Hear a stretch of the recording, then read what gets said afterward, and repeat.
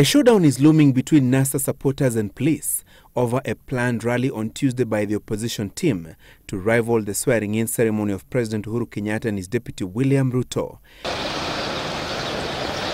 The event, scheduled to take place at the Thika Rd grounds in Embakasi, is to mourn victims of violent altercations between NASA supporters and the police in the last 2 weeks over the repeat presidential poll outcome, a meeting City Police Chief Koome terms unlawful.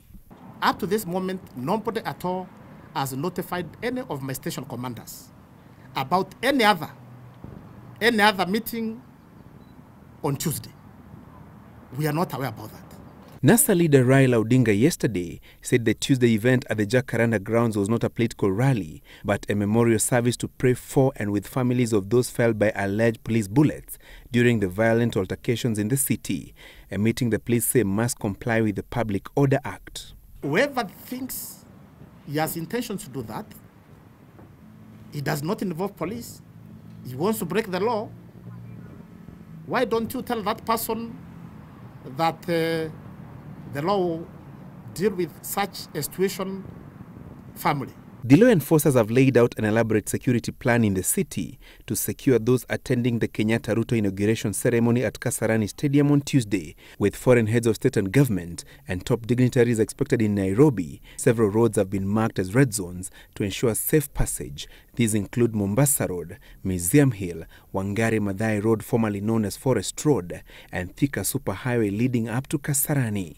Actually, I've got officers even from other counties, from specialized units. It's a multi-agency operation. Therefore, there will be no compromise on security that day. No compromise at all. With just over 48 hours to the event, top judiciary officers were rehearsing on how the president-elect and his deputy will be sworn into office, in line with Article 141 of the Constitution. Chief Registrar Ann Amadi will administer the oaths in the presence of Chief Justice David Maraga. The law requires that we do it between 10 and 2 in the afternoon. So, according to the plans, we should be able to meet that timeline, the statutory timeline that has been set. Kenyatta and Ruto will take the oaths of allegiance and execution of duty in the offices of President and Deputy President respectively, that must be signed and sealed by the Chief Justice, and each issued with a certificate of inauguration. The oaths are ready, all the instruments are ready. The ceremony itself will be very brief because the President will take 2 oaths and the Deputy President will take 2 oaths, and that will be it for the Judiciary. NASA supporters insist they will neither recognize the Kenyatta Ruto presidency nor respect its legitimacy, with some pushing for Odinga's swearing-in, raising questions on the legality of a parallel swearing-in ceremony and whether it can be conducted by any lawyer or judge. No, right now, no. It has to be the Chief Registrar in the presence of the Chief Justice.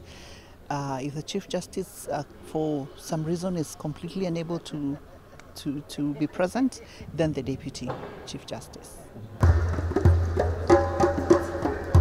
The oaths of office that President Uhuru Kenyatta and his deputy William Ruto will be taking on Tuesday are prescribed in the Constitution, and unlike in 2013 when an outgoing president was handing over to a president-elect, on Tuesday there will be no transfer of instruments of power, and President Kenyatta will simply take an oath of office to have his 5-year term refreshed. Francis Gashuri, Citizen Weekend, Kasarani Stadium, Nairobi.